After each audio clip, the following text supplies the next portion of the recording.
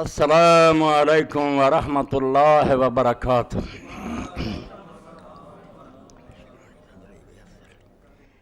واحلل عقدۃ من لسانی یفقہوا۔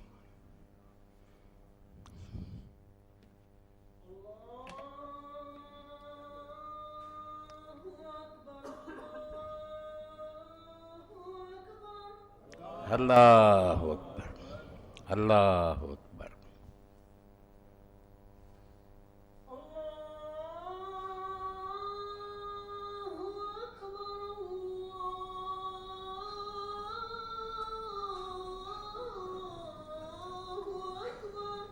اللہ اکبر، اللہ اکبر۔ وحدہ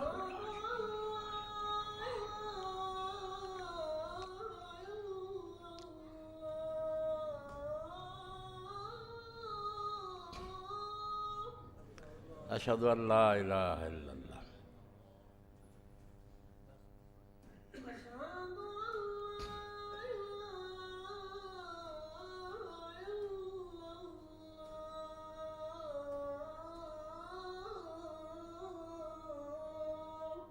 اشہد ان لا الہ الا اللہ۔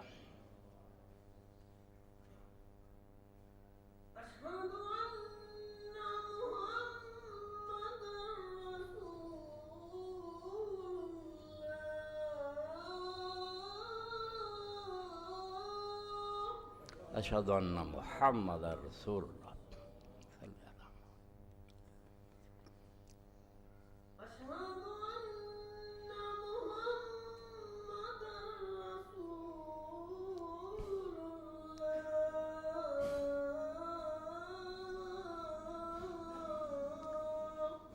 اشہد ان محمد رسول اللہ۔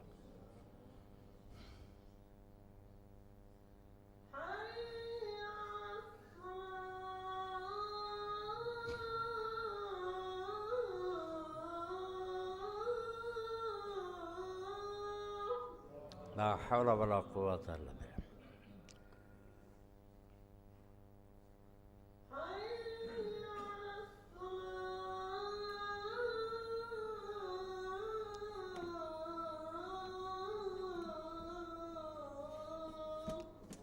لا حول ولا قوة الا باللہ۔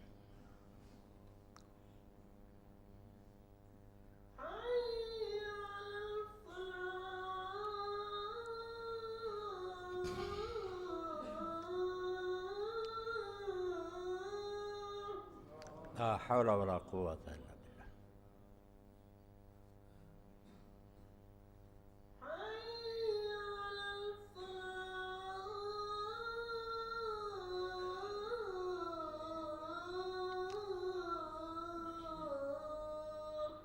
لا حول ولا قوة الا باللہ۔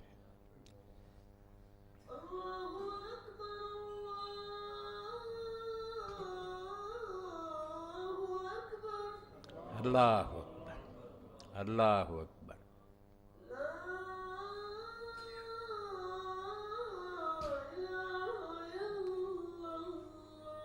لا الہ الا اللہ، الا اللہ وحدہ لا شریک لہ، محمد عبدہ ورسولہ، رضیت باللہ ربا محمد۔ اللہم صل علی محمد علی ابراہیم وعلی آل ابراہیم، محمد وعلی آل محمد۔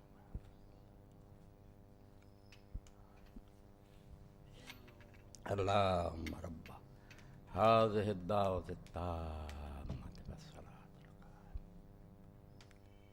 والفضيلة وبسمك محمودا الحمد للہ رب العالمین، وصلی اللہ تعالی علی عبد اللہ ورسولہ خاتم النبیین سیدنا و نبینا محمد وآلہ واصحابہ اجمعین، اما بعد۔ واجب الاحترام سامعین کرام، میں نے پچھلے خطبات میں بھی یہ بات عرض کی تھی، اور اس سال کا آخری خطبہ اس سلسلے کا آج کا ہی ہے۔ بات تو ایسی ہے کہ اس کو بیان کرتا ہی جاؤں مگر ختم کر رہا ہوں۔ دین اسلام کو برباد کرنے میں جتنا دخل اس بات کا ہے، پچھلے جمعہ میں نے بیان کیا کہ تغلب اور تسلط کو بھی لوگوں نے انعقاد خلافت کا ذریعہ مان لیا کہ زبردستی کوئی حکومت پر مسلط ہو جائے، آئین کو توڑ کر حکومت سنبھال لے اور وہ قبضہ کر لے، اس کو ایک جائز صورت مان لیا حکمران ہونے کی۔ یہ وہ پہلی اینٹ ہے جس نے سارا دین ٹیڑھا کر دیا، بالکل ستیاناش کر دیا اسلام کا۔ دین اسلام میں خلافت منعقد ہونے کے لیے اور حکمران کے صحیح حکمران ہونے کے لیے اور کوئی صورت نہیں ہے، نہ استخلاف کا کوئی ولیعہد کرے۔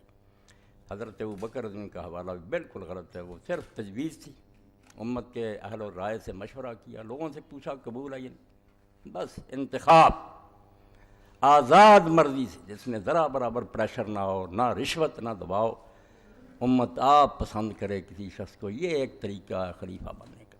اس کے علاوہ سب طریقے ناجائز اور باطل اور دین کے خلاف ہیں۔ کوئی کسی کو ولیعہد نہیں مقرر کر سکتا، کوئی زبردستی حکومت پر نہیں بیٹھ سکتا، یہ سارے غاصب اور ظالم ہیں جو امت کا حق چھینتے ہیں۔ اور جیسے ہر وہ شخص جس سے کوئی چیز چھینی جائے اس کے لیے لازم ہے کہ جب موقع ملے وہ اپنی مغصوب چیز کو غاصب سے چھین لے۔ ان حکمرانوں سے جس طرح اقتدار چھینا جائے اور جب چھینا جائے وہ عین دین ہے۔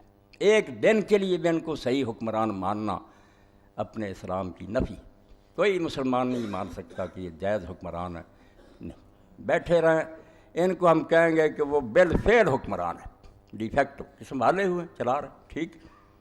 اور یہ بھی اللہ کے دین نے بہت اچھا کیا، جس کو نہ سمجھنے کی وجہ سے لوگ پریشان ہوتے ہیں کہ جب آپ بتاتے ہیں کہ یہ غلط حکمران آ گئے تھے بنو امیہ کے، بنو عباس کے، تو لوگ ان کے پیچھے نمازیں کیوں پڑھتے رہے، ان کو زکوٰۃ کیوں دیتے رہے، ان کی عمارت میں حج کیوں کرتے رہے، ان کے ساتھ مل کر جہاد کیوں کرتے رہے؟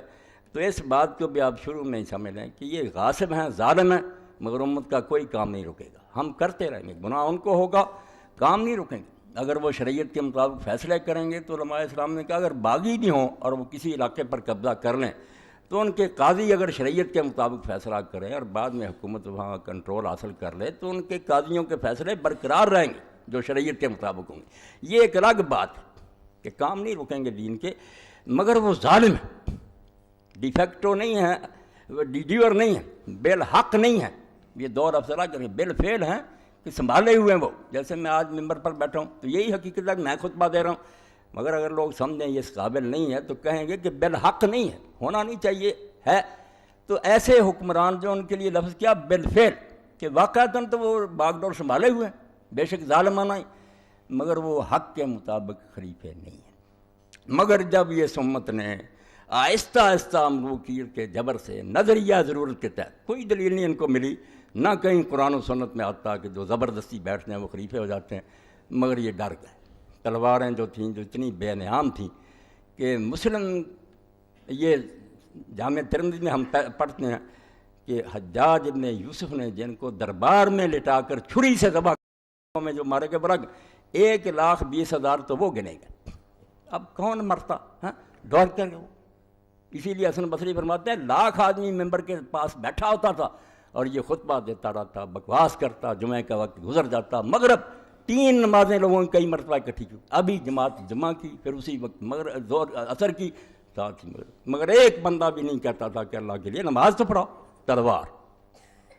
اتنا جبر و استبداد امت کو بے بس کر، اس لیے علماء اسلام بھی پھر ملوکیت کے زیر اثر یہ مسئلہ بیان کرنے لگے کہ جیسے خلافت جو ہے نا وہ انتخاب سے ہوتی ہے، اسی طرح اگر کوئی زبردستی بیٹھ جائے تو وہ بھی خلیفہ جائز۔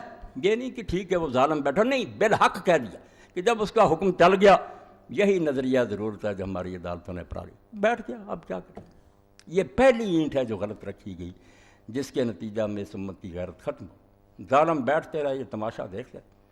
تو پہلی بات تو آپ یہ سمجھیں نچوڑ کے طور پر کہ متغلب اور متسلط خلیفہ نہیں ہوتا، اس کے لیے خلیفہ یا حکمران کا لفظ بولنا بالکل دین کے ساتھ ٹھٹا ہے، وہ ظالم ہے جب تک بیٹھا غاصب ہے، جب بھی اسے اقتدار چھینا جائے چھیننا چاہیے، اگر نہیں چھین سکتے تو بے بسی ہے، اللہ سے دعا کریں، مگر اپنے دل میں اس کا احترام نہ کریں، جیسے حضور فرماتے ہیں ان کے لیے لعنت کرو بددعا، وہ کرتے رہے، آپ کے بس میں اتنا ہی کریں، جائز حکمران اگر آپ نے مان لیا، دل سے راضی ہو گئے، تو یہ ایسے ہی ہے کہ ایک شخص نے اپنا حق چھوڑ دیا، امت اپنے حق سے دستبردار ہوگی۔ تو پہلی بدماشی یہ ہوئی کہ کتابوں میں لوگ لکھنے لگے، پڑھاتے ہمیں علم کلام کی کتابوں میں کہ متغلب ہو جو ہے زبردستی بیٹھ جائے وہ بھی جائز خلیفہ۔ یہ صرف ملوکیت کا نتیجہ اسلام میں نہیں ہے۔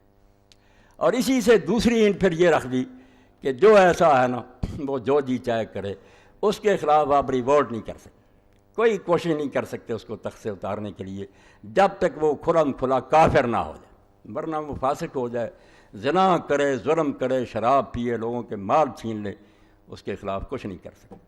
اور اس بارے میں لوگوں نے کہہ دیا کہ اس پر اجماع ہو گیا، اب فقہا متفق ہو گئے، مگر یہ اجماع بالکل باطل ہے، یہ نہ قرآن سے لیا نہ حدیث سے، مجبوری۔ جب بے بس ہو گیا تو یہ مسئلہ گڑ لیا کہ کچھ نہ ان کے خلاف کوشش کر۔ اور اس کا برا نتیجہ جو میں نے دیکھا، سارا میں نے یہ دفتر کنگالا کہ اتنے اونچے آدمی ہیں، شاہ ولی اللہ رحمۃ اللہ علیہ اور امام شوکانی ہیں اللہ تعالیٰ میں، مولانا شریف تھانوی، یہ بھی کہتے ہیں کہ جو لوگوں نے پہلے ائمہ کے خلاف خروج کیا، ان کو امام کہتے ہیں کہ یہ حکمران سے امام ہی، ان کے خلاف جو اٹھے نا حضرت حسین رضی اللہ عنہ، بعد میں بھی لوگ ان کو کہتے ہیں کہ وہ مجتہد ہیں، ان کی خطا پر کہتے ہیں کہ غلطی کی، اللہ انہیں معاف کرے، مگر اب یہ بات ثابت ہو گئی ہے کہ وہ کنجر ہوں، بدماش ہوں، ان کے خلاف جو خروج کرے گا، جہاد کرے گا، وہ باغی ہے، مجرم ہے۔ یہ فیصلہ دے دیا انہوں نے کہ ان کو معافی، ابھی انہیں علم نہیں ہوتا۔ اب یہ مسئلہ سامنے آ گیا اور متواتر حدیثیں اس بارے میں کہ ظالم خلیفے کے خلاف آپ کچھ نہیں کر سکتے، یہ باقاعدہ کتابوں میں لکھا ہے عدالت الخوا کہ اب جو کرے گا نا ایسی کوشش، اگر وہ ولی بھی ہوگا تو بخشا نہیں جائے گا، وہ مجرم ہے۔ خلیفے کو کھلا ہاتھ دے دیا، خلیفہ کہا، خرابی کیا ہوئی؟ آپ دیکھ لیں کہ جنہوں نے ان کو امام اور خلیفہ کہا نا، وہ حدیثیں جن میں آتا تھا کہ امام کے خلاف خروج نہ کرو، میں جانتا ہوں ان میں یہ خلیفہ شاہ ولی اللہ مراد نہیں تھے، یہ خلیفے نہیں، یہ غاصب ہیں۔ آپ جو نئے خلیفہ کہہ رہے ہیں کہ ان کے خلاف خروج نہ کریں، آپ دین سے ٹھٹھا کر رہے ہیں۔ وہ ان خلیفوں کی بات ہے جو امت نے چنے، وہ ٹھیک ہے کہ اگر ایک شخص امت کا منتخب ہے، لوگوں نے اپنی آزاد مرضی سے اس کو چنا، تو وہ اگر بدکاری پر بھی چل پڑے، یہ سن لیں، مسئلہ کلیئر کر دوں ورنہ آپ کو نہیں سمجھ آئے گا۔ یہ دین سیکھنا چاہیے، نماز روزے کو چھوڑیں، حکومت کی فکر کریں جو اسلام میں اصل ہے کہ دنیا پر راج کرنے کے لیے آپ آئے ہیں، نمازیں پڑھنے کے لیے نہیں آئے۔ اس میں یہ باتیں سمجھنی چاہیے کہ جائز حکومت کیا اور کب تک ہم نے ساتھ دینا، کب اس کو نہیں مانا۔ تو خلیفہ آپ کہتے ہی کیوں اس کو کہ اس کے خلاف خروج نہ کرو؟ کس نے بتایا خلیفہ؟ چنا ہے اس کو کسی نے؟ یہ ظالم ہے، بدماش ہے، زبردستی قابض ہو گیا، جیسے میری زمین کو قبضہ گروپ چھین لے، وہ مالک ہو گیا کہ اس کی خرید و فروخت جائز ہو جائے۔ اور خلیفے کی بات کریں جس کو امت نے اپنی آزاد مرضی سے چنا، اس کے لیے یہی مسئلہ ہے کہ اگر وہ پہلے ہی فاسق ہے تو اگر امت بیعت بھی کرتی وہ بھی خلیفہ نہیں ہو سکے۔ یہ مسئلہ یاد رکھیں کہ اگر امت کی مرضی کے بغیر آیا پھر تو سرے سے نہیں، اور اگر امت نے بھی بالفرض چن لیا، سوء اختیار، غلط چناؤ کیا، وہ فاسق ہے، یہ بھی بیعت کا لازم ہے، وہ خلیفہ نہیں، اس کو کوئی خلیفے والا اختیار نہیں۔ مگر اگر چنتے وقت وہ نیک تھا، اب بگڑ گیا، یہ سمجھیں کہ ابتداءً فاسق نہیں تھا، اب بدکاری اس نے کرنی شروع کر دی۔ تو اس میں ہم بہت دیر تک دیکھیں گے کہ وہ بہت دین سے دور تو نہیں چلا گیا، اصلاح کی کوشش کریں گے، اس کے غلط حکم نہیں مانیں گے، یہ بھی حضور نے کہہ دیا، غلط حکم نہیں ماننا بے شک، مگر یہ خلیفہ جائز ہے، ہمارا چنا ہوا، ہم بہت موقع دیں گے اس کو سنبھلے۔ حدیثیں ان کے لیے، انہوں نے ظلم کیا، ان ظالموں کے حق میں چسپاں کر دی جن کو ایک دن بھی خلیفہ نہیں لگا۔ یہ تو ایسے ہے کسی کی بیوی کو چھین کر لے جائے، اغوا کر کے، اب وہ خاوند ہے کہ خاوند والی حدیثیں پڑھو کہ خاوند کی اطاعت کرو۔ خاوند وہ ہے جس سے شرعی نکاح ہوتا ہے، یہ خاوند نہیں ہے۔ آپ حدیثیں وہ پڑھ رہے ہیں جو اماموں اور خلیفوں کے بارے میں، اور لگا ان ظالموں پر ہیں، مگر یہ ان کی بھی بسی ہے، ظالموں کے دور میں پیدا ہوئے، ماریں پڑی، یہ غلط مسئلے لے گئے۔ اتنے بڑے بڑے امام غلط، بالکل دین کو تباہ کیا انہوں نے کہ مسلمانوں کی غیرت ختم ہو جائے۔ ظالم ایک دن کے لیے امام نہیں ہے، آپ امام اس کو کیوں کہتے ہیں؟ وہ خلیفہ نہیں، غاصب ہے۔ امت کا منتخب آدمی خلیفہ، اس کو اگر چنتے وقت ہی غلطی ہوئی کہ آپ نے بدکار کو چن لیا، وہ بھی خلیفہ نہیں بنا، آپ کی بیعت غلط ہے، خلیفہ نہیں۔ اگر نیک چنا تھا، اگر بعد میں اس میں رد و بدل آ گیا، وہ فاسق ہو گیا، تو ٹھیک ہے، بہت دیر تک دیکھیں۔ اس کے لیے حضور صلی اللہ علیہ وسلم نے یہ بات بیان فرمائی کہ یا تو وہ کھلا کافر ہو جائے، پھر آپ اس کا تختہ الٹیں، مگر اس دوران میں غلط حکم نہیں مانیں گے۔ کوئی ماتحت نہیں کہہ سکتا کہ ظالم حاکم نے یہ غلط حکم دیا تھا اس لیے میں نے قتل کیا، لا طاعۃ فی معصیۃ اللہ، اللہ کے خلاف حکم دے گا وہ پھر بھی نہیں مانیں گے، جائز حکمران کا بھی جو ٹیڑھا ہو جائے، مگر بغاوت نہیں کریں گے۔ مسئلے ان کے لیے ہیں، صاف کرو، ورنہ شوکانی ارشاد ولی اللہ دین کا بیڑا غرق کر گیا کہ ظالموں کو اماموں والے حقوق دے دیے۔ ان کو امام بنایا کس نے؟ یہ تو ظالم چھین کر بیٹھ گئے۔ صحیح چنا تھا، جو نیک تھا، مگر اب تبدیل ہو گیا، فاسق ہو گیا، تو پھر ٹھیک ہے، اصلاح کی بہت کوشش کریں گے، سمجھائیں گے، جو رکاوٹ ڈال سکتے ہیں۔ غلط حکم نہیں مانیں گے، مگر بغاوت کے لیے کہا یا کھلا کافر ہو جائے یا نماز چھوڑ دے۔ نماز کا بھی بیان فرمایا کہ اگر وہ نماز چھوڑ دے، اب ہمارے یہاں کہ نہیں صدر مملکت نہ پڑے، وزیر اعظم، کوئی ہمیں فرق نہیں نظر آتا کیا ہے، مگر دین کی روح سے سمجھ لیں کہ جب نماز کوئی حکمران چھوڑتا ہے، اب وہ ایک دن کے لیے مسلمانوں کا حکمران نہیں، بے شک چنا تھا نا، اب نہیں ہوگا حکم لا ما قام صلاح، جب نماز ہی چھوڑ دی اس کم بخت نے، اب وہ اسلام کا کیا کافر، بالکل وہ اس لائق ہے کہ فوراً اس کو اتار دیا جائے، اور جب تک نہیں اتارتے ہمیں کوشش کرنی چاہیے، طاقت حاصل کریں اس کو اتارے۔ نماز آخری نشانی ہے کہ اسلام سے اس کا کوئی تعلق ہے۔ اور ایک طرف آپ نے فرمایا کہ ایسی بات جس سے کفر ٹپکتا، کفر یہی نہیں کہ وہ کہہ دے میں نے کلمہ چھوڑا، ایسا شاید ہی کوئی کرے۔ شاہ اسماعیل شہید رحمۃ اللہ علیہ کی منصب امامت پڑھنی چاہیے، بہت اونچے آدمی تھے، انہوں نے بتایا کہ خلافت میں تبدیلی حکومت میں کیا آتی، اس میں ایک سلطنت کفر ہے، تو سلطنت کفر نہیں یہ ہندو ہو جائیں گے، نہیں ہوں گے، کلمہ پڑھیں گے، حج کریں گے، بیت اللہ کے اندر جائیں گے، کریں گے کیا؟ دین کی باتوں کا مذاق اڑائیں گے، قرآن کی بات ہوگی ٹھٹا، استخفاف کریں گے، کبھی داڑھی کا مذاق اڑائیں گے، کبھی برقعے کا اڑائیں گے، کبھی ہاتھ کاٹنے کا اڑائیں گے، یہ استخفاف دلیل ہوگا کہ اب یہ مسلمان نہیں ہے۔ کلمے کے انکار سے بڑھ کر یہ دلیل ہے، کلمے کوئی بات نہیں، استخفاف، دین کو ٹھٹا کریں، عمل نہ کریں تو کوتاہی ہے، مگر مذاق اڑائے گا۔ اسی لیے علماء اسلام نے کہا کوئی شخص بت کو سجدہ کر دیتا، زبان سے کلمہ پڑھتا، بھائی بت کے سجدے کو سب بچہ مسلمانوں کو جانتا، یہ تو کافر کا کام، یہاں کلمہ نہیں دیکھا جائے گا، اس کا یہ عمل دلیل ہے کہ اب یہ مسلمان نہیں رہا۔ اور اسی طرح جس نے رسول کریم علیہ السلام کو معاذ اللہ گالی دے دی مسلم ہوتے ہوئے، اب کون بیوقوف سمجھے گا کہ یہ مسلمان رہا، کلمہ نہیں دیکھا۔ اور قرآن پاک اور حدیث کا ٹھٹھا، اس میں علماء نے یہاں تک لکھا کہ چھوٹی سے چھوٹی بات کہ مونچھیں کترانا، داڑھی بڑھانا، اگر اس کا بھی استخفاف کرتا نہیں مگر ٹھٹھا نہیں اڑاتا، اس کا ٹھٹھا اڑاتا، رسول کریم علیہ السلام کی ادنا سنت کا کافر ہونے کی دلیل کہ یہ شخص اسلام کو بالکل چھوڑ گیا۔ اس لیے یہ ساری بحثیں آپ ذہن میں رکھیں کہ حکمران اگر صحیح چنا تھا اس کی بات ہو رہی، جو چنا ہی نہیں یا پہلے سے ہی فاسق تھا، اس کی خلافت ایک دن کے لیے منعقد نہیں، اس کے لیے کوئی حدیث نہ پڑھیں کہ خلیفہ کے خلاف، خلیفہ کہتے ہی کیوں آپ اس کو ظالم، وہ ایسے جیسے کوئی کسی کی بیوی اغوا کر کے لے گیا، کسی کے مکان پر ناجائز قبضہ کر لیا، اس کو وہ حدیثیں آپ اس کے لیے پڑھتے ہیں جو نیک لوگوں کے لیے، جو نیک تھا، عادل تھا، مسلمانوں نے اپنی وہ ہے صحیح حکمران۔ اور اگر وہ غلط ہو جاتا، بشر ہے، بدل گیا، وہ کفر تو نہیں کرتا، دین کا مذاق تو نہیں اڑاتا، اور نماز تو نہیں چھوڑ دی، یہ وہ حدود میں جہاں حضور نے فرمایا اب اس کی سلطنت جائے، کلمہ گو ہونے کے باوجود سلطنت کفر، وہ فارسی میں آپ لوگوں کو مل جائے یا اردو میں ترجمہ ہو گیا، منصب امامت کو پڑھنا چاہیے کہ مسلمانوں کا امام کیا ہے، یہ امام نہیں جو میں نماز پڑھاتا ہوں، امام وہ ہے جو سلطنت کا مالک پوری امت کو لے کر جا رہا ہے، وہ امام سیدھا ہونا چاہیے، وہ ٹیڑھا ہو گیا دین ٹیڑھا ہو جائے گا، مسجدوں میں نمازیں آہستہ آہستہ ختم ہو جائیں گی، بدماشی پھیل جائے گی، عورتیں ننگی ہو جائیں گی، اقتدار ہے اس کے پاس، اس امام کا ٹیڑھا نہیں ہونا چاہیے۔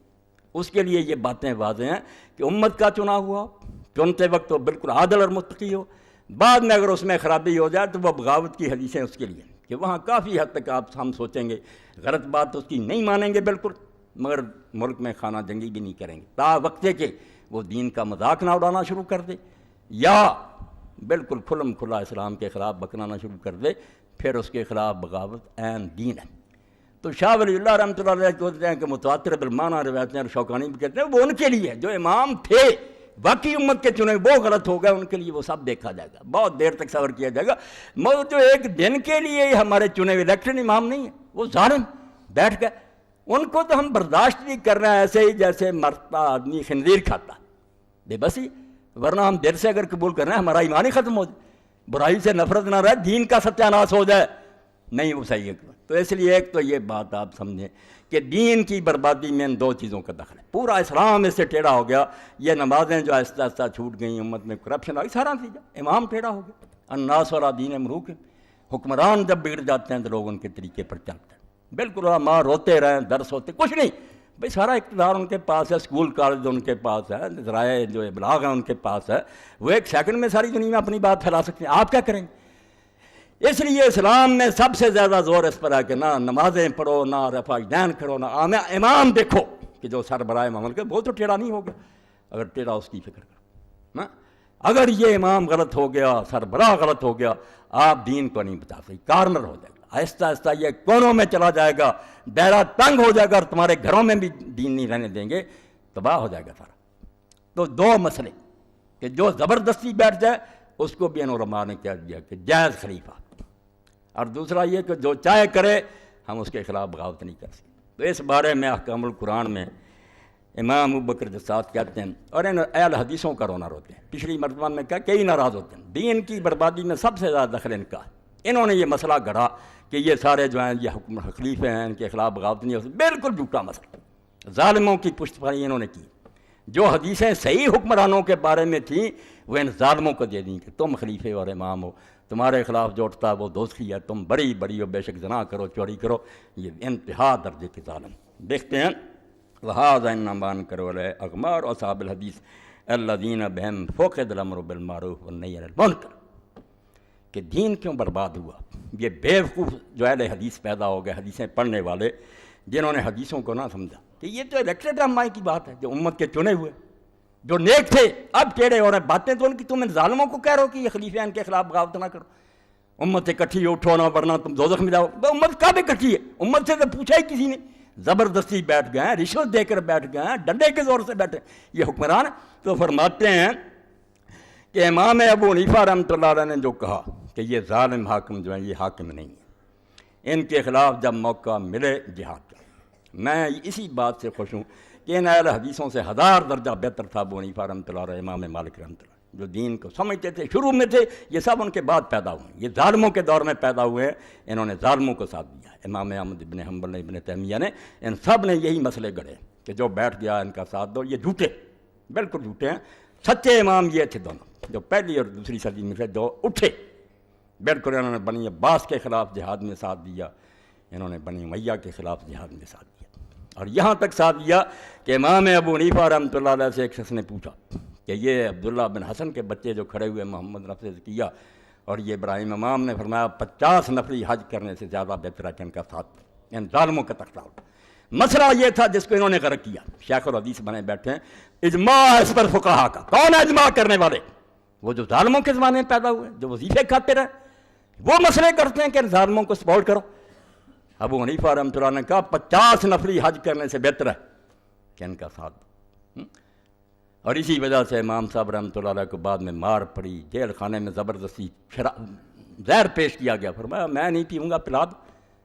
منہ کھول کر منصور کے لوگوں نے پلایا اور کوڑے مارے، امام کے بدن میں زہر اثر کر گیا، فرمایا مر جاؤں گا مگر میں یہ نہیں فتویٰ دوں گا کہ جو امت کے پوچھے بغیر زبردستی بیٹھ گئے ان کی بیعت ہے اور یہ خلیفے۔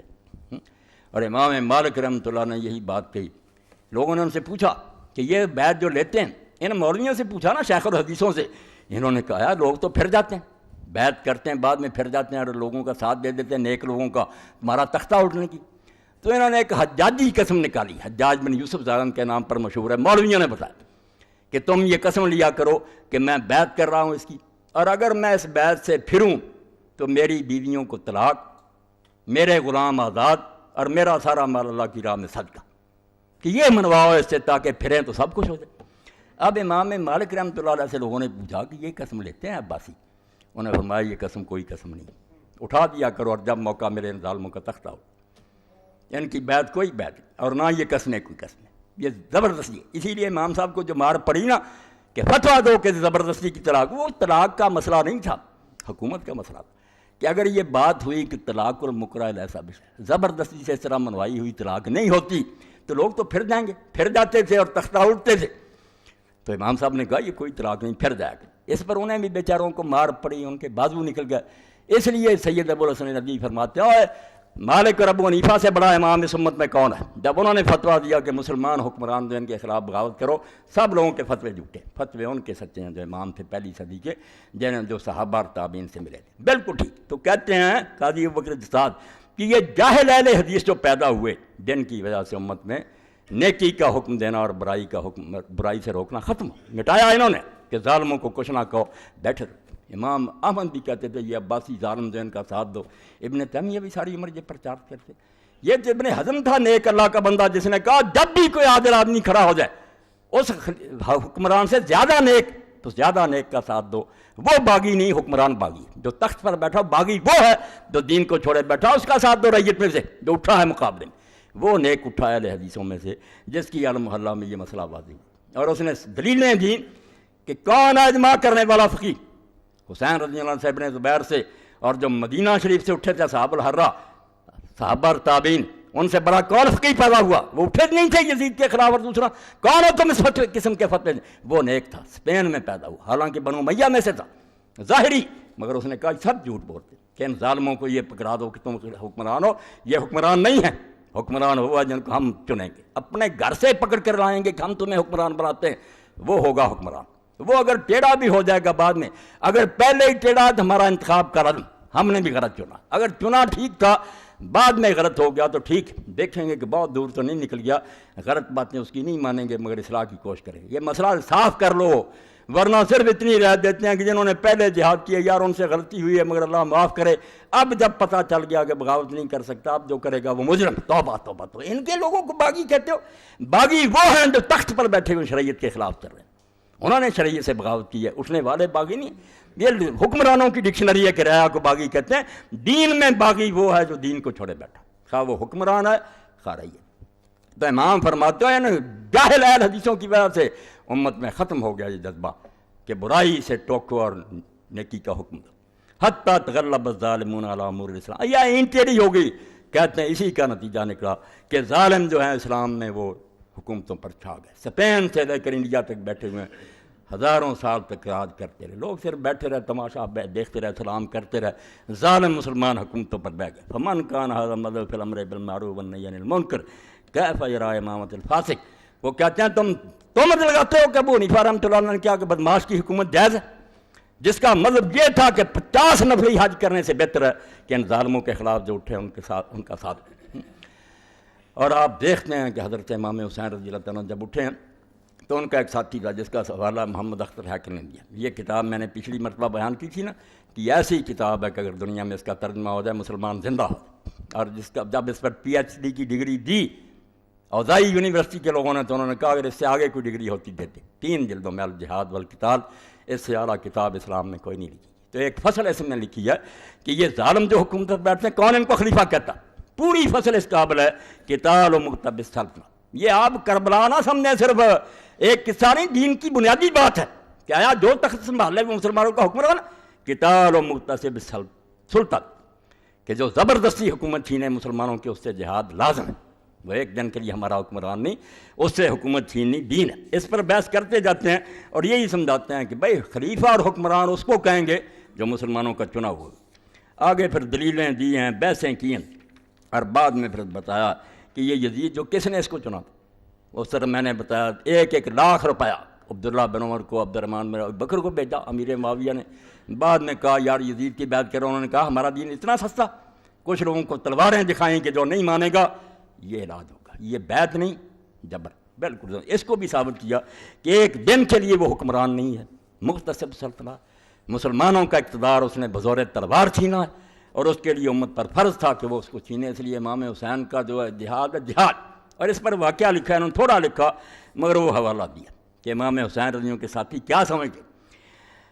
تو حسین ابن علی رضی اللہ کے ساتھ جو لوگ لقتال قوات یزید ابن معاویہ المقتد بالخلافہ الفاظ سنیں 202 صفحہ ہے. فرماتے ہیں جو اس قوت کے ساتھ ظالم چھین کر بیٹھ گیا سلطنت، ہمیں اس سے بحث نہیں. یہ لوگ جو بیوقوف ہیں وہ شراب پیتا تو کوئی نہیں.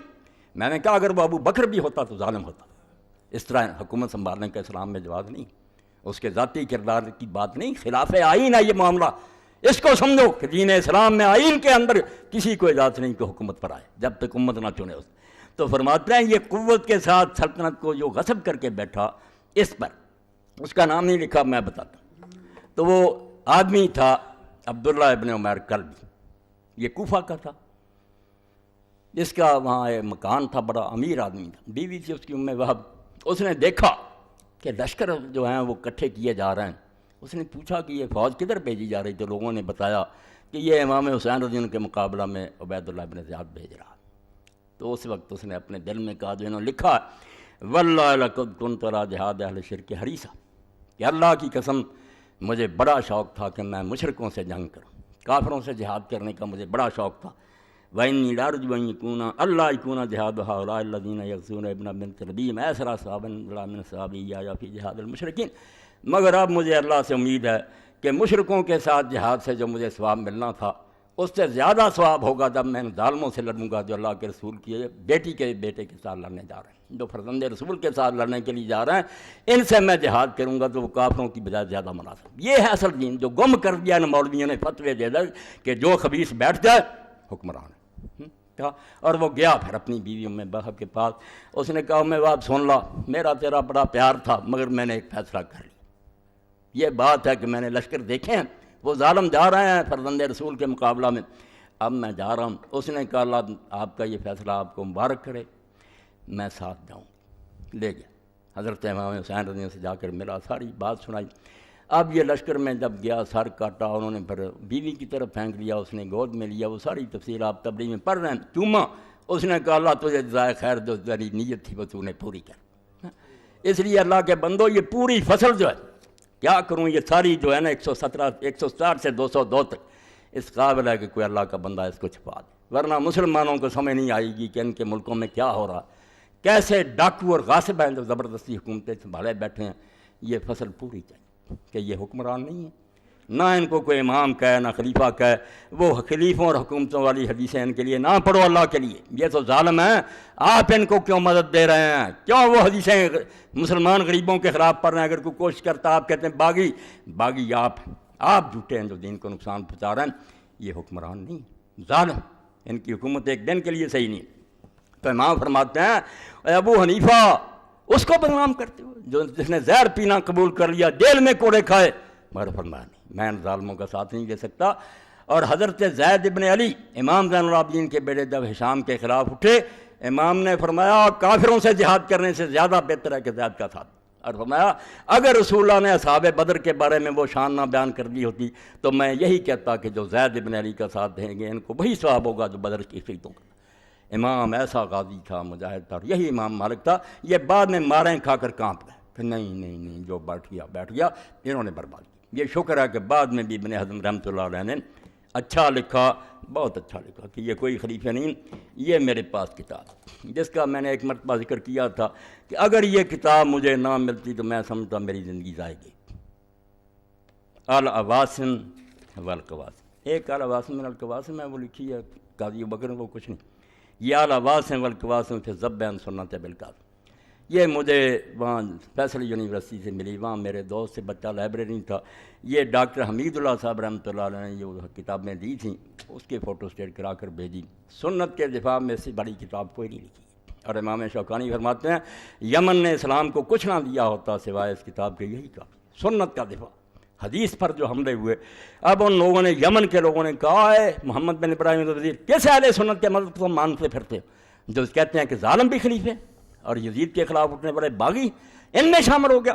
اس نے پھر اہل سنت کی کتابوں میں پوری فصل لکھی کہ آپ نے اہل سنت کی کتابیں نہیں پڑھی، یہ بیوقوف اور نادان ہیں جو ایسی باتیں کہتے ہیں، یہ پڑھو امام ظہبی اور سارے ابن حزم، سب ملعون کہتے ہیں یزید کے اور سارے، کوئی خلیفہ نہیں، اور اس نے بچایا، ورنہ وہ یمنی لے گئے تھے کہ یہ اہل سنت کا مطلب ہے جو ظالموں کی حمایت کرتا۔ تو امام نے پھر اس پر لکھا، اور یہ امام ابن حزم رحمۃ اللہ علیہ کا حوالہ بھی دیا جو سارے لکھ دیتے ہیں فتح الباری میں، کہ اجماع ہو گیا فقہ، اور کون سے اجماع جو جوتیاں کھا کر مان گئے کہ جو بیٹھ جائے ٹھیک ہے۔ امام نے کہا، امام ابن حزم فرماتے ہیں ورایت لبعض من نسب نفسه للامامۃ والکلام فی الدین فسور ذکر فی الاجماع، 76 صفحہ اور جلد ہے اس کی 8۔ امام ابن حزم آپ دیکھیں یہ نسلاً اموی ہیں، بنو امیہ سے، مگر عالم ہے، ظاہری ہے، کتاب و سنت کا دیوانہ تھا، المحلہ لکھی۔ وہ کہتے ہیں میں نے ایک شخص کو دیکھا جو اپنے آپ کو دین کا عالم کہتا ہے اور کتابیں لکھتا ہے، اس نے ایک کتاب لکھی ہے جس میں ذکر کیا اجماع کا کہ اجماع ہو گیا، ساری امت متفق، فاتا فی اب کلام اللہ سکتان الکان اسلم علیہ فی اخرى، کہتے ہیں اس میں ایسی باتیں اس نے کہیں کہ اگر وہ اس سے خاموش رہتا نہ لکھتا تو اس کی عاقبت کے لیے اچھا ہوتا۔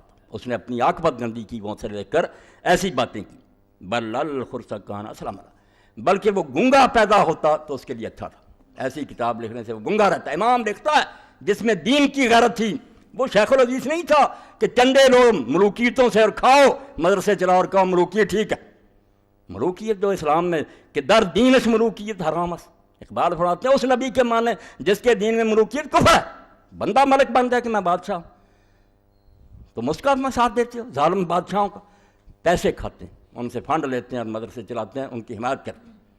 تو فرماتے ہیں اگر وہ گنگا ہوتا اچھا تھا، وہ ابن مجاہد البصری المتکلم الطائی للمقرئ، کون ہے وہ؟ ابن مجاہد، بصرے کا رہنے والا، متکلم، قبیلہ تیس، فإنہ ذکر فی مدہ فی الاجماع، تو اس نے جو حوالے دیے ہیں کہ اس بات پر بھی علماء کا اتفاق ہے، اور اتفاق تو ہونا تھا، ڈنڈے پڑے سارے مان گئے، یہ قرآن حدیث کی بجائے بنا دیا، اینٹ ٹیڑھی کر دی، ان مجمع لا یخرج ائمۃ الجور، کیا مسئلہ لکھ لیا، توبہ توبہ، دین کو چھری پھیر دی کہ اس پر اجماع ہو گیا امت کا کہ ظالم حاکم جو جی چاہے کریں ان کے خلاف نہیں اٹھنا۔ اس کو ابن حزم کہتے ہیں کاش یہ گنگا ہوتا، نہ کتاب لکھتا، اس کی عاقبت سنور جاتی۔ فاستعظم تو ظالم، تمام فرماتا میں کانپ گیا یہ مسئلہ دیکھ کر، میرے رونگٹے کھڑے ہو گئے کہ ظالم دین کو ذبح کر دیا، کہ ظالم بیٹھ جائیں ان کے خلاف نہ اٹھو۔ والامری انہ لازم ان یکون قد علم ان مخالف الاجماع کافر، اور اللہ کی قسم اس سے بڑا جرم مجھے یہ نظر آیا کہ اس کو یہ بھی نہیں پتا کہ اگر اجماع ہے تو جو اجماع کے خلاف کریں گے تو کافر ہو جائیں گے۔ پھر اجماع چھوٹی بات ہوتی ہے کہ سارے عالم متفق ہیں، پھر جو اس سے باہر نکلے مسلمان رہے گا کافر ہو جائے گا۔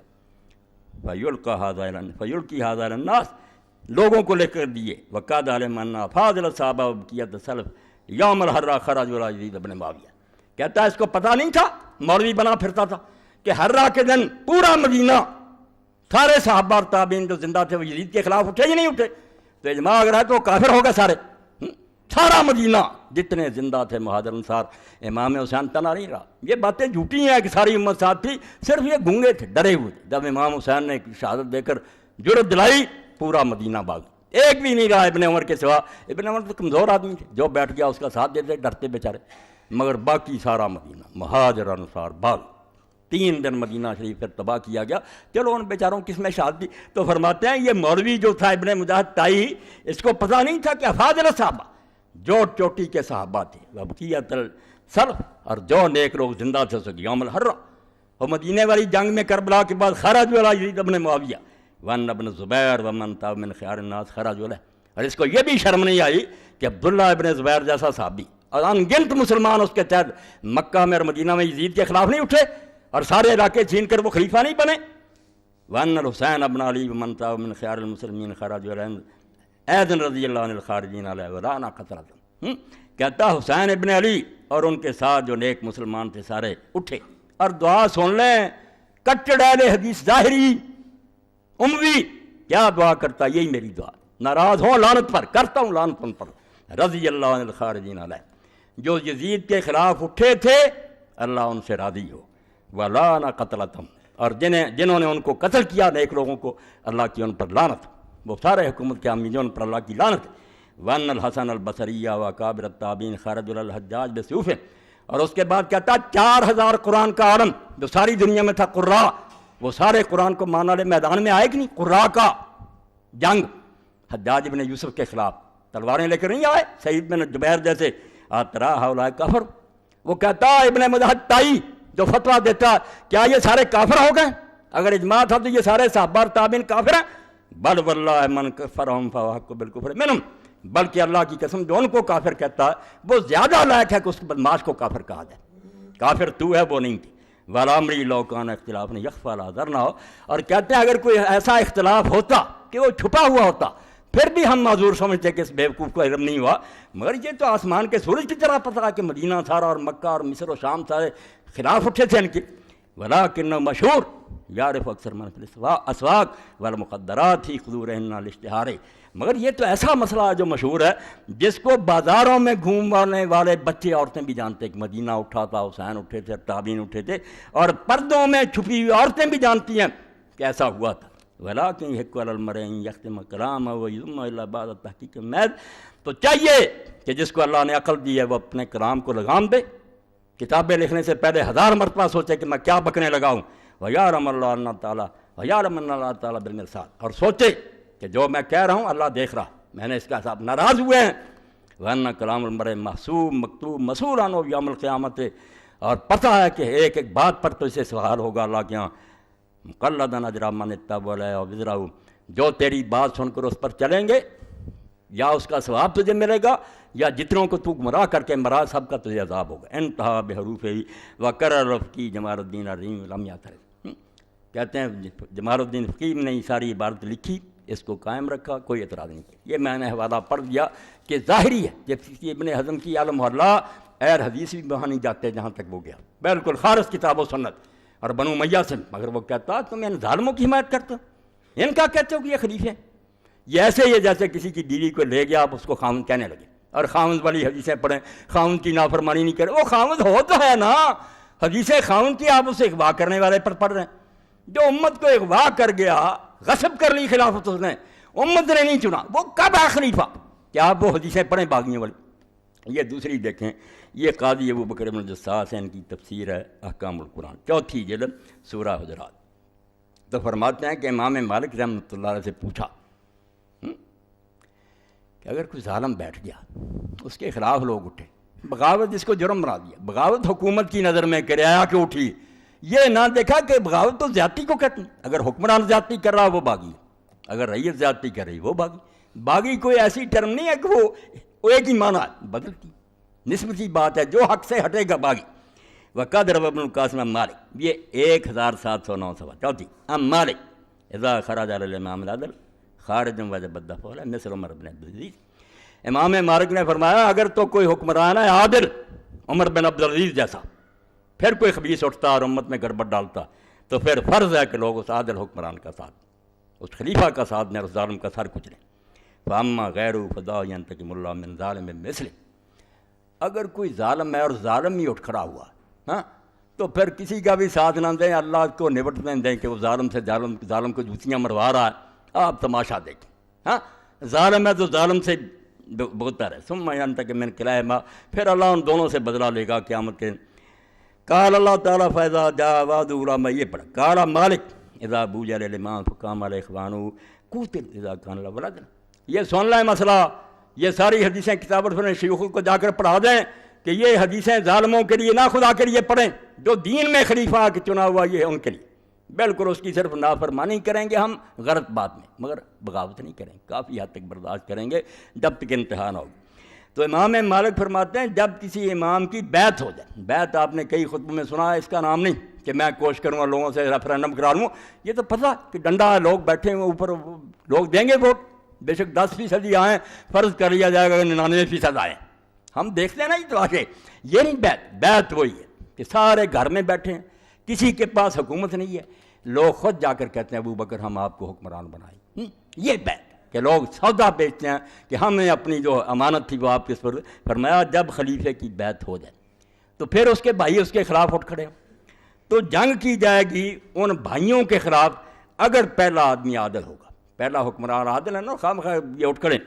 فاما ہؤلاء فلا بیعۃ لهم اذا كان بوجھ لهم الخوف، اور اگر یہ لوگ جو ہیں اپنے زمانے کے کہا بنو عباس بیعت وہ بھی لیتے تھے، بیٹھ گئے لو بیعت، کس کی موت آئی ہوئی کہ بیعت نہ کرے، ہاں جی ہاں جی ہاں جی ٹھیک ہے ٹھیک ہے ٹھیک ہے، ضمیر بیچنے والے تو ہر زمانے میں۔ تو امام مالک فرماتے فاما ہؤلاء فلا بیعۃ لهم، یہ ہمارے زمانے کے جو ہے نا منصور صفا وغیرہ، ان کی بیعت کوئی بیعت نہیں ہے، بے شک ہاتھ میں ہاتھ لے لیں لوگوں سے منع، یہ بیعت کوئی نہیں۔ اذا کان بوجھ لهم الخوف، ان کی بیعت لوگ خوف کی وجہ سے کرتے ہیں، ڈر سے وہ کرتے ہیں، یہ وہ بیعت نہیں ہے جو رضامندی سے ہوتی۔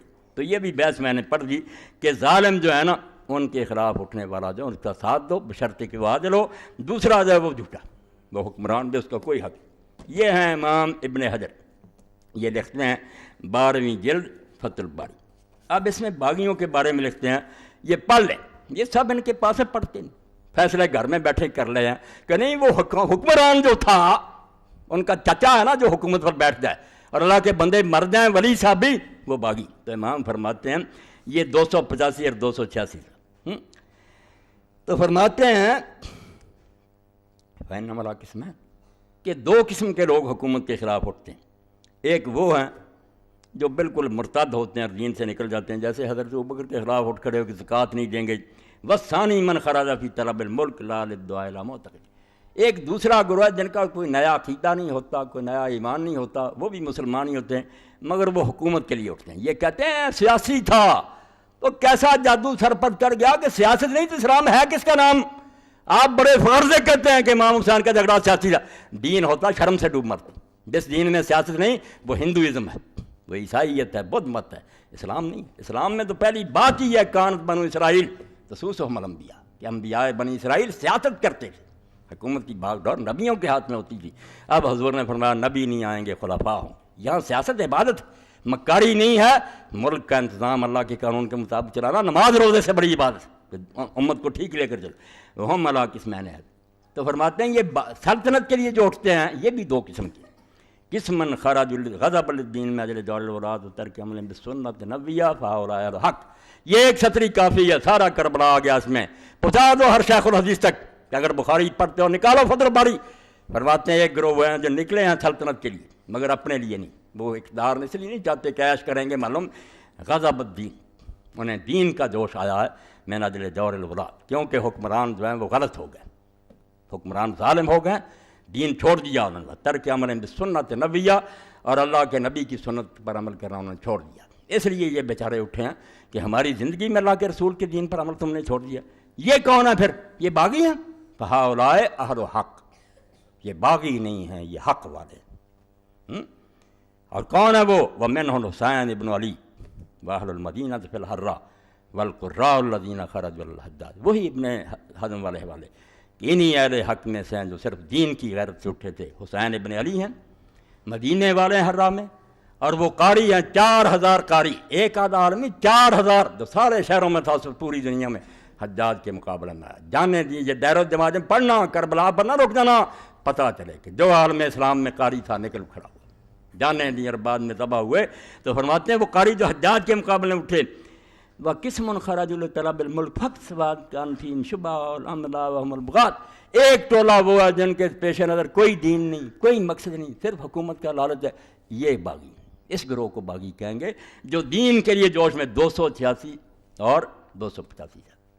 تو میں نے خلاصے کے طور پر آپ کے سامنے یہ مضمون بیان کر دیا کہ حکومت پر نظر رکھنا اہل اسلام کے لیے سب سے مقدم فرض ہے۔ نماز روزے سے زیادہ فکر یہ کریں کہ ہمارے ملکوں میں باغ ڈور جو سنبھالے ہوئی کیسے لوگ اللہ رسول کے مطیع ہیں، تو ان سے محبت دین ہے، ان کے لیے دعائیں مانگنا، ان کی خیر خواہی، ان کے حق میں یہ دعائیں کہ اللہ انہیں کامیابی لازم، اور اگر وہ ظالم ہیں ہم ان سے بغض کریں گے، حدیث پاک بغض کرو، ان پر لعنت کرو، اللہ سے دعائیں کرو کہ اللہ ان ظالموں سے جان چھڑاوے، اور جہاں تک ہو سکے ان کا کوئی ساتھ نہ دو۔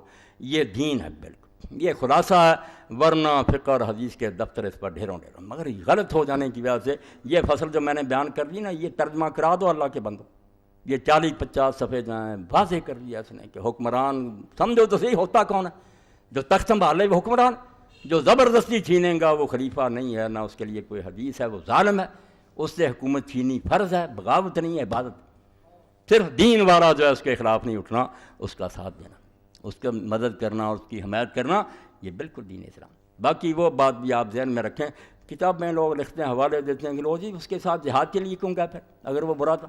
صحیح بخاری دیکھ لیں، ابو داؤد دیکھ لیں، یہ تو اللہ کے رسول نے مہربانی فرمائی کہ ہمارا کام رکا نہیں، فرمایا امام بر بھی ہوگا یا فاجر ہوگا، حکمران نیک ہوگا یا بدماش ہوگا، جہاد نہ روکنا، تم نہ دیکھنا وہ جہنم میں جائے، تم نیت نیک سے جہاد کرنا۔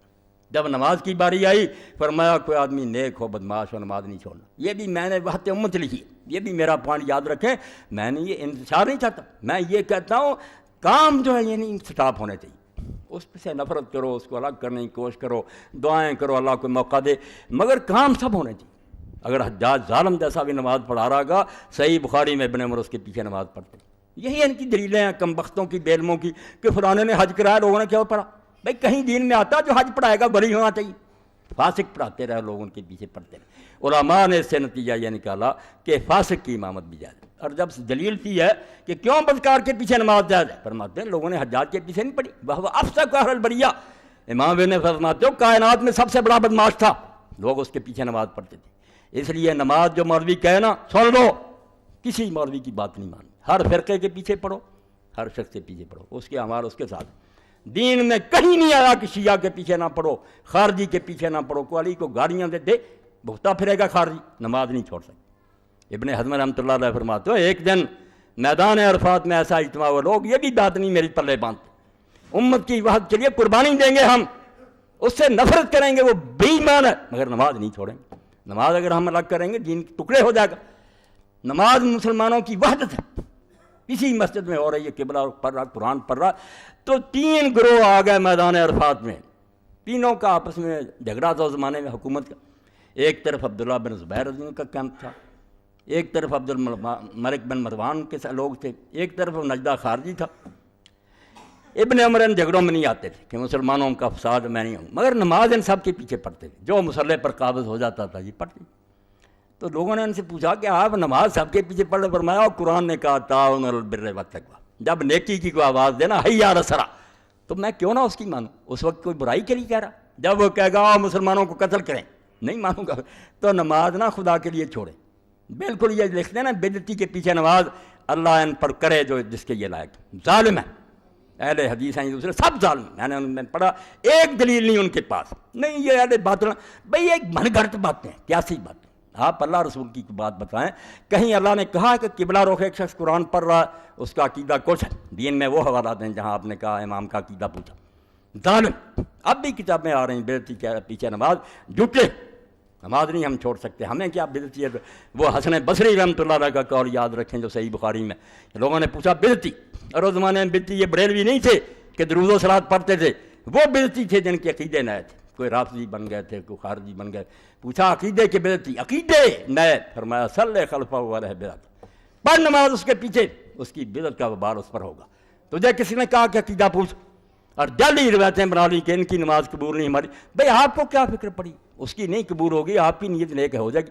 کہیں دین میں آتا کہ پہلے پتہ کرو کہ امام کی، پہلے آپ اللہ تعالیٰ کو یہ فیکس کریں کہ مولوی صاحب کی ہوگی، پڑھیں نماز کی نہیں، بھئی کس چکر میں آپ پڑھے ہوئے؟ آپ اپنی نیت نیک کریں، قرآن پڑھ رہا ہو قبلہ رخ۔ لوگوں نے کہا کہ آپ ایسے نجدہ خارجی کے پیچھے پڑھتے ہیں، تو صحابہ نے کہا ہم بھائی اس کے پیچھے نہیں کھڑے ہوتے، ہم قرآن کے پیچھے کھڑے ہوتے، قرآن پڑھ رہا ہم قرآن کی اصلاح کریں۔ تو اس لیے ایک طرف تو وقت امت کو نقصان نہیں پہنچنا چاہیے کہ نمازیں سب کے پیچھے پڑھو۔ اگر وقت آ جائے اللہ پناہ دے کہ کوئی ظالم مسلمان علاقوں پر حملہ کر دے، جیسے عراق میں ہو گیا، افغانستان میں، یہاں بھی کوئی کر دے کم وقت 65 کی جنگ کی طرح، پھر ہم نہیں دیکھیں گے کہ حکمران کون ہے، نہیں حکمران کا نہیں، یہ ملک مسلمانوں کا ملک ہے، دارالاسلام ہے، اس کا ایک چپا مسجد ہے، پھر ہم مر مٹیں گے، پھر کسی کے اعلان کی ضرورت نہیں، ہر مسلمان مرد عورت پر فرض ہو جائے گا کہ ملک کی حفاظت کرے۔ دارالاسلام مسجد کی طرح، جو مسلمانوں کا علاقہ چھوٹی بات نہیں ہوتا، عمل کریں یہ حکمران یا نہ کریں ان کی قسمت ہے، مگر وہ علاقہ مسجد ہے، ہم نے اس لیے لیا کہ یہاں اسلام چلائیں، کبھی چل پڑے اللہ کو منظور ہوگا، 1 انچ نہیں گم ہونے دے گا۔ ہجوم العدو علی ارض المسلمین، جب دشمن مسلمانوں کے ملک میں گھس آئے پھر کسی اعلان کی ضرورت نہیں، ہر مرد اور غلام پر فرض ہے کہ وہ اپنا ملک آزاد کرائے۔ اس لیے ایک طرف یہ بھی بات یاد رکھنی ہے، ظالم حکمرانوں والا مسئلہ بھی یاد رکھنا، مگر نمازیں پڑھنا، جہاد ہو ساتھ دینا، اور زکوٰۃ اگر بیت المال مانگے تو دینا، ہم بری ہو جائیں گے، اگر وہ لوٹ جائیں گے کھا لیں گے، اللہ سے جا کر خود ہی معاملہ ان کا ہوگا۔ ہمیں یہی حکم ہے کہ ائمہ جور کو دے دو، ظالم ہے تو دے دو ان کو، غلط کریں گے تو بھگتیں گے۔ اس لیے امت کی وحدت حضور کو کتنی مطلوب ہے، ٹکڑے نہ ہو جائے، آپس میں اصلاح کی کوشش کرو، درست کرنے کی ساری کوشش کرو، مگر اتفاق قائم رکھو، بالکل اس اتفاق میں خلل نہیں آنا چاہیے۔ اور اس سلسلے میں ایک بات جو کئی مرتبہ کئی وقت امت میں پھر آپ لوگوں کو بتا دوں کہ میرے نزدیک یہ مسئلے جو ہے نا نماز کے، اللہ گواہ میں اس ممبر کہتے ہیں ان کی رائی حقیقت نہیں ہے کہ رفع یدین عرفات پر دوسرے، رائی کچھ نہیں ہے، یہ صحابہ کرام سے لوگ ساری طرح پڑھ رہے ہیں، امت کے چوٹی کے لوگ پڑھ رہے ہیں، کوئی ان میں سے بے نماز نہیں ہے، کوئی گمراہ نہیں ہے، ترجیح کا معاملہ ہے۔ میں سمجھتا ہوں مجھے زیادہ ثبوت ملتا فاتحہ پڑھنے کا پڑھے، دوسرا سمجھتا ہے اس کے بغیر بھی ٹھیک ہے۔ یاد رکھو میں یہاں اعلان کر رہا ہوں نمازیں ساری امت کی درست ہیں، میں اللہ کو گواہ کرتا ہوں ایک امت کا آدمی بھی نہیں جو غلط نماز پڑھ رہا، سب کے پاس یا حدیث ہے یا صحابہ کرام کا طرز عمل ہے، کوئی گمراہ نہیں، بالکل سارے ٹھیک ہیں، کوئی فکر نہ کرو۔ بس یہ بات یاد رکھو کہ ابو عامر حنفی اور کفال مرضی شافی ایک دور میں 2 امام تھے چوٹی کے، اور کئی مرتبہ اگر کوئی فوت ہو جاتا وہاں اکٹھے ہوتے تو لوگ اس موقع کے منتظر رہتے تھے کہ یہ 2 امام آئیں گے وہاں، تو اصالہ ثواب کے لیے قرآن خوانی وغیرہ یہ کول شول نہیں ہوتے تھے، لوگ افسوس کرتے تھے، دعا کرتے تھے، تو لوگ منتظر رہتے تھے کہ یہ دونوں امام آئیں گے، کوئی مسئلہ چھیڑ دو، سوال چھیڑ دو، تو پھر علم کے دریا بہتے تھے، امام وہ عامر حنفی دلائل دیتے، ادھر کفار لوگ کتابیں نوٹ بکیں ساتھ رکھتے، وہاں رسالے بنے تھے علم کے۔ تو ایک دن امام جو حنفی جب وہ عامر رحمۃ اللہ علیہ وہ جا رہے تھے، اب مغرب کا وقت ہو گیا، مسجد تھی کفال شافی رحمۃ اللہ علیہ، اور کون سے مسئلے تھے جو تم نے مسئلے بنا لیے روٹی کمانے کے لیے؟ مسئلے تھے حکومت ٹھیک کرنا، ملک میں کرپشن ختم کرنا، غریبوں کو روٹی دینا، وہ مٹ گئے، تم نے اپنا الو سیدھا کیا، تمہارے مدرسے چل رہے ہیں، روٹیاں کھا رہے ہو، یہ دین رہ گیا فاتحہ۔ تو امام ابو عامر جو تھے وہ اس مسجد میں داخل ہو گئے، کفال کی مسجد میں چلے گئے شافی رحمۃ اللہ علیہ۔ تو شافی عالم نے جب دیکھا تو مؤذن اذان کہنے لگا تھا، مغرب کا وقت۔ اب شافی لوگ جو ہیں وہ ترجیح کی اذان کہتے ہیں، ریپیٹ کرتے ہیں کہ 2 مرتبہ اشہد اللہ اللہ، 2 مرتبہ اشہد ان محمد رضا، آہستہ آواز سے کہنا، پھر پورے زور سے اڑیاں اٹھا کر اشہد اللہ الہ الا اللہ دوہری۔ یہ مکہ میں اذان ہوتی تھی، ابو محذورہ رضی اللہ عنہ کا آپ نے سکھائی۔ مدینہ میں وہ اذان ہوتی تھی جو ہم عام کہتے ہیں سیدھی۔ تو شافی عالم نے کہہ دیا، ابو عامر صاحب آئے، حنفی اذان کہو، شافی اذان نہیں کہنی۔ پتہ تھا کہ دونوں سنت، ایک مکہ میں تھی، کیا فرق پڑ گیا؟ اب اذان جب حنفی طریقہ سے ہوئی تو نماز کے لیے بھی انہوں نے ابو عامر کو کر دیا۔ اور کون ان ملاؤں کو سمجھائے؟ کیوں دین کا ستیہ ناش کرتے ہو؟ اسلام ایک ہی ہے، اللہ رسول کے دیوانے ہیں سارے، آگے کر دی۔ اب امام ابو عامر نے کہا، اتنی میرا احترام کیا کفار نے، انہوں نے اللہ سینے پر ہاتھ، حنفی طریقہ چھوڑ دیا، نا پر آمین اونچی آواز سے کی، رفع یدین کیا۔ یہ خود واقعہ مولانا شاہ رحمۃ اللہ علیہ نے اور مولانا یوسف بن نوری رحمۃ اللہ نے معارف سنن میں لکھا۔ کتنی بڑی اونچی مثال کہ کوئی نمازوں کا نہیں بگڑتا، میں رفع یدین چھوڑ دوں، وہ حنفی کر لے، کوئی اچھوت نہیں ہو جائے گا۔ سب لوگوں نے یہ شرارتیں شروع کر رکھی ہیں، کوئی بات نہیں۔ کوئی اللہ کا بندہ جس کے سر پر آپ قرآن رکھ دیں کہ اللہ کو حاضر ناظر کیا ہے، صحابہ کرام میں دونوں طرح کے لوگ تھے، رفع یدین کرتے تھے، چھوڑتے نہیں، مانے گا۔ امام ترمذی سے بڑا امام بخاری کا کون شاگرد ہے؟ وہ خود کہتے کہ کرنے والے بھی تھے، چھوڑنے والے۔ اب وہ صحابہ کرام بے دین مرے ہیں، توبہ توبہ، بے نماز مرے، اللہ سے ڈر جاؤ، بعد آ جاؤ۔ جو آپ کو پسند ہے وہ کرو، اور اگر اچھا کریں تو اس طرح کرو جیسے امام سفیان ابن عیینہ کرتے تھے، کسی نماز میں کر لیا کرو، کسی میں چھوڑ دیا کرو، تاکہ دل میں سے یہ نفرت اور کینہ جاتا رہے۔ آپ سمجھیں دونوں حضور کی سنت ہیں، فعلوا مرۃ وترکوا مرۃ۔ شاہ ولی اللہ فرماتے ہیں کبھی حضور کسی نماز میں کر لیتے تھے، کسی والکل سنہ، دونوں ہی سنت ہیں، بلے کل نسل اصیل، دونوں کی بڑی گہری بنیادیں ہیں۔ مگر فرقہ پرست مولوی یہ بات نہیں کہے گا، ملا یہ جس کو کہتے ہیں نا، ہے تو انہوں نے گالی بنا لی مگر بات ٹھیک، ملا یہی ہے، تعصب ہے، تشدد ہے، دوسروں کو مسلمان نہ سمجھیں۔ تو اللہ کے لیے یہ اس سال کا میرا آخری خطبہ تھا اس خلافت کے بارے میں۔ اللہ تعالیٰ مجھے اور آپ سب کو خیریت سے رکھے، اور حکومت اسلامیہ کے لیے ہمارے دلوں میں تڑپ پیدا کرے۔ آپ اپنی نمازوں میں روئیں کہ اللہ وہ دور آئے رسول اللہ کا، ابو بکر عمر کا، عثمان علی کا، ایسا دور جس میں خلافت راشدہ ہو، خلیفہ پھٹے کپڑے پہنے، لوگوں کے مکان اچھے ہوں، اس کا گھرا ہوا، وہ رات کو گھومے کہ غریبوں کی خبر لے، وہ بابرکت دور زمین پر آ جائے، واشرقت الارض بنور ربہا، اور یہ زمین اللہ کے نور سے چمک اٹھے، جلوے چمکے، غریبوں کو بھی جنت مل جائے۔ اس کے لیے کوشش کرو جو اصل دین ہے۔ یہ چھوٹے چھوٹے مسئلے کوئی نہیں، یہ وقت گزاری کے لیے، اپنی دکانیں چمکانے کے لیے ہیں۔ وآخر دعوانا الحمدللہ رب العالمین، وصلی اللہ تعالی علی خیر خلقہ محمد وآلہ واصحابہ اجمعین۔ بسم اللہ، الحمدللہ،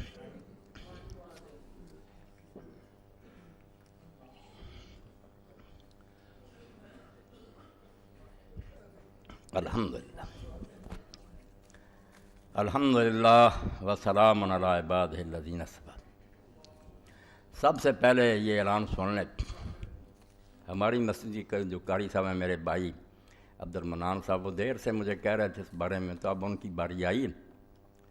تو اللہ کا ایک دیندار اور نیک بندہ ہے، مگر امیری غریبی اللہ کے ہاتھ میں۔ اللہ نے اس کی آزمائش کی، 5 بچیاں تھیں، بیٹا نہیں 5 بچیاں، تو 4 کی وہ شادی کر چکا ہے، اب آخری بچی ہے غریب۔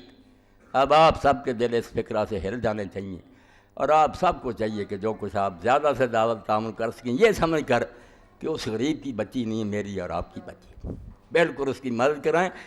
آپ نے، اللہ کے رسول نے فرمایا، جو کسی مومن کا دل خوش کرتا ہے وہ دراصل مجھے خوش کرتا ہے۔ رشتہ تو یہی ہے نا کہ حضور کا امتی ہے، اور جو مومن کو مجھے خوش کرتا ہے وہ اللہ خوش کرتا ہے۔ اس لیے میرے بھائی، آج آپ اس سلسلہ میں زیادہ سے زیادہ تعاون کریں، اور کوتاہی نہ کیا کریں کہ تھوڑا بہت دے کر جان چھڑا لیا کر۔ اللہ نے آپ کو بہت دیا، لائٹنگ کی بچوں کی شادیوں پر میں دیکھتا ہوں لاکھوں کا خرچ ہو جاتا، مگر غریب کی بچی کے لیے جب کہتے ہیں تو آپ 10-20 ہزار بھی نہیں دیتے، تو یہ قابل افسوس حال ہے کہ مال اللہ کا ہے، اس کا بندہ جو ہے اللہ نے اس کو غریب بنایا. میرا آپ کا امتحان کیا کہ یہ میں نے بھیجا ہے، کوئی نہیں آتا. امیر المومنین علی رضی اللہ عنہ فرماتے ہیں ان المسکین رسول. جب مسکین آ کر سوال کرتا ہے تو دھوکہ نہ کھا، وہ مسکین نہیں آیا، اللہ کا قاصد آیا. وہ ایسے ہی ہے جیسے انسپیکٹر آتا ہے نا ٹیکس لینے کے لیے، چائے منگواؤ، چودھری صاحب ہیں، کرسیاں دو، عزت کرتے ہیں کہ دنیا کے حکمران کا یہ بھیجا ہوا. فرماتے ہیں اللہ کا بھیجا ہوا، اللہ نے آزمائش کے لیے بھیجا کہ تجھے امیر بنا دیا، مال میں نے دیا، یہ بندہ میں نے بھیجا، میں دیکھوں گا. اور اسی لیے قرآن میں جب ہم پڑھتے ہیں نا کہ برات یم الخبیث من الطیب، میرے راستے میں نکمی چیز دینے کا سوچنا بھی نہ، ورنہ میں اپنے حلم کی وجہ سے برداشت کرتا ہوں کہ تمہیں زندگی دیتا ہوں، ورنہ زمین میں دسا دوں کہ مال میرا، اور جب میرے نام پر مانگا تو تم نے ٹکا دے کے ترخا دیا. ہاں آپ کا داماد آتا اور ہم کوئی رشتہ دار آتے تھے لاکھوں لٹا دیتے، جب میرا بندہ ہے. فرماتے ہیں من آت المسکین فقد آت اللہ، جو مسکین کو دیتا وہ کسی کو نہیں دیتا، اللہ کے دائیں ہاتھ پر رکھتا ہے.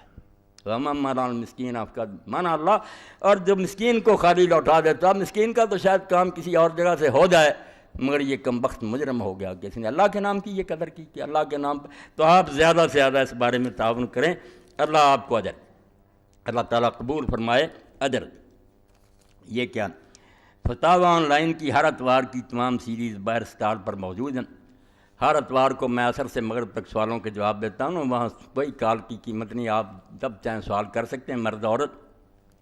0800 11777 اس نمبر پر آپ کال کر کے پوچھ سکتے ہیں جو جیتے. تو اس کی سیریز بنی ہے، بڑے قیمتی سوالوں کے مولانا نے جوابات دیے ہیں. موتیوں کو تمام ساتھی حاصل کریں، سیریز 1 نمبر اور ریکارڈنگ بہترین ہے. اس کے علاوہ ایک مجلس کی 3 طلاقیں، یہ زاہد صاحب میرے بھائی بیٹھے ہیں، انہوں نے چھپا دی تھی، بہت اچھے کاج کر، یہ بھی ہر شخص پاس رکھے، کیونکہ روزانہ یہ فتنہ اٹھتا کہ کوئی شخص 3 طلاق دے دیتا بیوقوفی سے.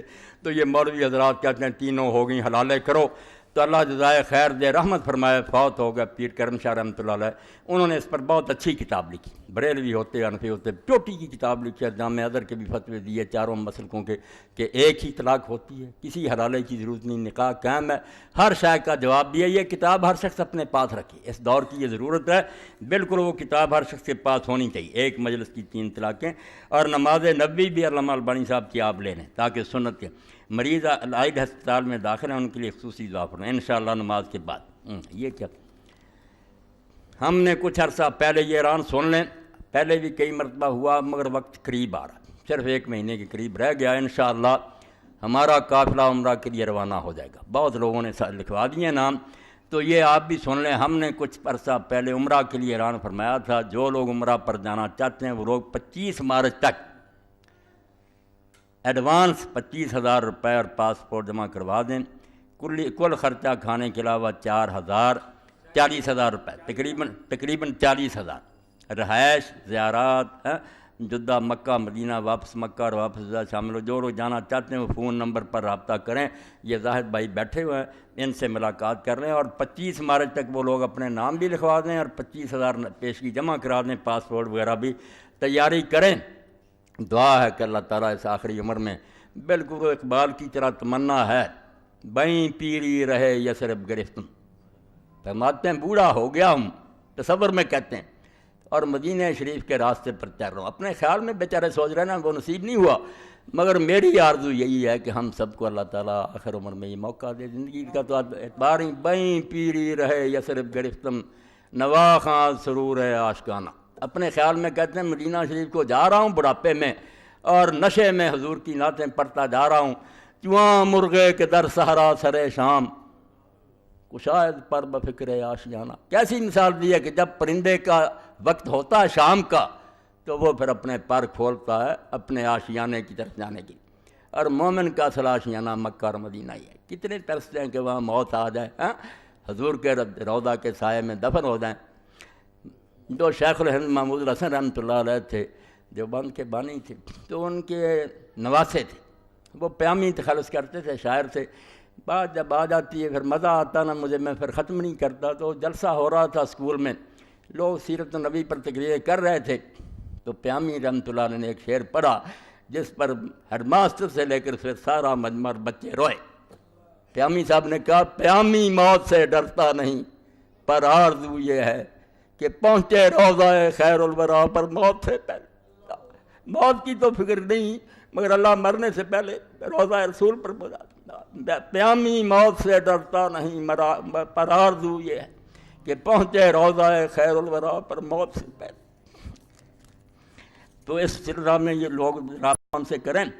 ماں مارد کا معنی عفت، یہ بچیوں کے لیے بہترین چیز ہے، یہ آپ لے گئے مولانا فقیر اللہ صاحب سے اپنی بچیوں بیٹیوں کے لیے تحفہ لے جایا کریں۔ خواتین ہی لکھتے ہیں، ان کتابوں کا بھی اعلان کریں، فکر اسلامی، یہ بھی مولانا فقیر اللہ کے پاس ہے، باتیں یہ بھی قرآن میں ہیں، اصلی قسم کے اعلیٰ قسم کے تبرکات بھی حاضر خدمت ہیں۔ اللہ کے ہاں حرام بندوں کے لیے آسان، جو چیزیں حرام ہیں ہم نے حلال کر رکھی ہیں، یہ کتابیں بہت اچھی ہیں، لے سکتے ہیں۔ میرے ابو محمد اعجاز حسین ایک جھوٹے کیس میں پکڑے گئے ہیں، ان کی رہائی کے لیے دعا کرائیں انشاءاللہ سب کے لیے، جن پر بھی ظلم ہو رہا۔